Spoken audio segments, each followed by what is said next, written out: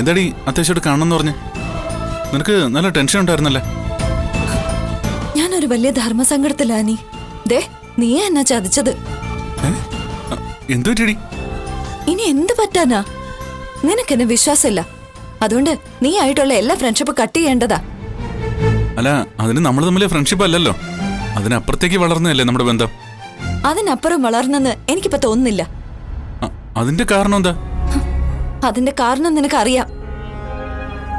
നവീനേട്ടന്റെ മനസ്സിൽ എന്താന്ന് നിന്നോട് നേരത്തെ പറഞ്ഞില്ലായിരുന്നോ? അത് എന്താ നീ ഒന്ന് പറയാത്തെ? ഒരു വനിതാ SI നവീനേട്ടനെ ഇഷ്ടമാണെന്നും അമ്മ വീട്ടിൽ കയറ്റാത്തതുകൊണ്ടാ ആ പെൺകുട്ടിയോട് ഇഷ്ടം പറയാത്തതെന്നും നവീനേട്ടൻ പറഞ്ഞല്ലേ? നമ്മള് രണ്ടാളും ഇരിക്കുമ്പോ അപ്പോഴും ഞാൻ കരുതിയില്ല ആ പെൺകുട്ടി ഞാനായിരിക്കുമെന്ന്. എന്നല്ലേ ഇന്ന് സ്റ്റേഷനിൽ വന്ന് എന്നെ കണ്ട് നേരിട്ട് പറഞ്ഞു നവീനേട്ടൻ, അങ്ങേരുടെ മനസ്സിലുള്ള വനിതാ SI ഞാനാന്ന്. കേട്ടപ്പോ ഞാൻ ശരിക്കും ഞെട്ടിപ്പോയി, അപ്സെറ്റ് ആയിപ്പോയി. എന്നിട്ട് നീ എന്താ പറഞ്ഞേ? ഞാൻ എന്താ പറയേണ്ടത്? എന്നെ ഒരുപാട് സഹായിച്ചിട്ടുള്ള ആളാ, ബെസ്റ്റ് ഫ്രണ്ടാ, എന്റെ ഫാമിലി ഫ്രണ്ടാ.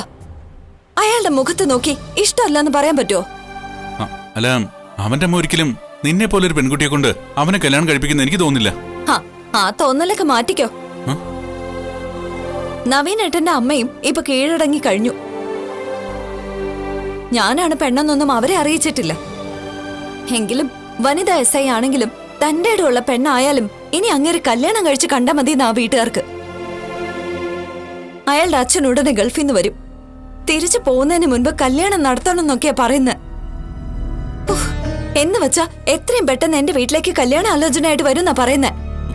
അങ്ങനെ വന്നാ മൊത്തത്തിൽ കുഴയില്ലേ? ഉറപ്പായിട്ടും കുഴയും. നവീനേട്ടനെ പോലെ ഒരു പയ്യനെ വേണ്ടെന്ന് എന്റെ അച്ഛനും അമ്മയും പറയോ? നയനേച്ചി പറയോ? അല്ല, എന്നാലും നീ പക്ഷെ അങ്ങനെ പറയില്ലേ? എനിക്കും ചില പരിമിതികളൊക്കെ ഉണ്ട്.